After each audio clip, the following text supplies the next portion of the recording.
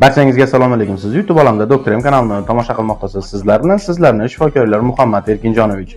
Xo'p, Telegram gruppamizda 20 mingtadan o'tganimiz bilan barchalarga muborakbod etamiz. Bu sizlar va bizning qilayotgan mehnatimizning samarasi. Alhamdulillah.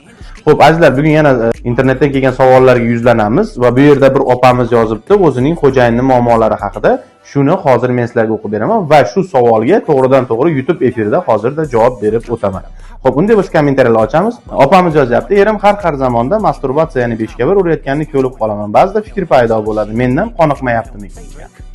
Opajon, ba'zi erkaklar shu masturbatsiyani har zamonda qilib turadilar.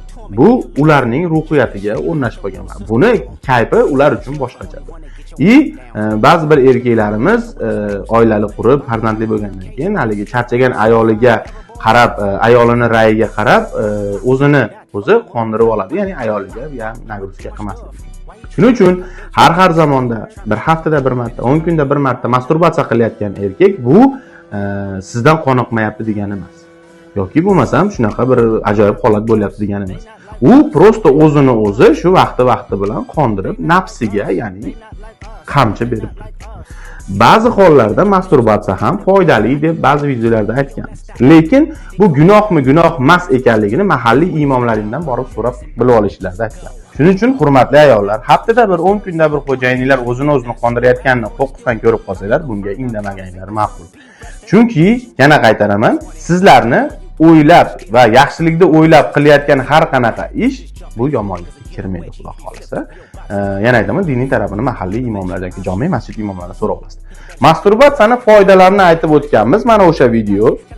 Endi bu sizni noto'g'ri fikrga borishingizga arzimaydi. Ya'nidakin eringiz sizdan qoniqmayapti. Bizni O'rta Osiyo mamlakatlarida xo'jayinlar, ya'ni erlar ayolidan qoniqmasa albatta ayta oladi.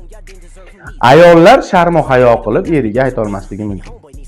Juda ko'p oilalar bizga murojaat bilan kelganda xuddi shunday qoniqish yoki qoniqmasligini bir-biridan so'ra olmagani uchun erkaklar bilan biz gaplashamiz, ayollar bilan ginekolog, qiz shifokorlarimiz gaplashadi. Va bu holatda shuni tushunamizki, ko'p hollarda ayollar eridan qoniqmayotgani va buni ayta olmayotganini biz sekin astalik bilan bizning qabulimizga kelgan erkaklarga tushuntirishimiz kerak. Jinsiy aloqaning sifatini 5 ta narsa yaxshilaydi. Birinchisi to'g'ri ovqatlanish. Ikkinchisi piyoda yurish, sayr qilish yoki jismoniy tarbiya. Uchinchisi stressdan uzoq bo'lish. To'rtinchisi to'yib uxlash. Beshinchisi jinsiy aloqadan oldin elchi jo'natish, ya'ni ayolingizni yoki erkagingizni ogohlantirish va shu jinsiy aloqa qilinadigan vaqtda toza pokizalik bilan xushbo'ylanib va tinch, bestress, beshovqin joylarda va faqat ikkingiz xohlagan usulda qinga jinsiy aloqa qilinsa bo'ladi. Keyingi o'tadigan mavzumiz xudo xolasa og'izga, ya'ni minnet og'izga jinsiy aloqa qilish haqida bo'lib o'tadi. Bizning kanalga obuna bo'ling va bizni kuzatishda davom eting.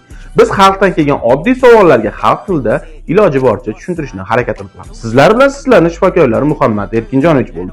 Yana YouTube olamlarida ko'rishguncha xayr, sog' va omon bo'ling.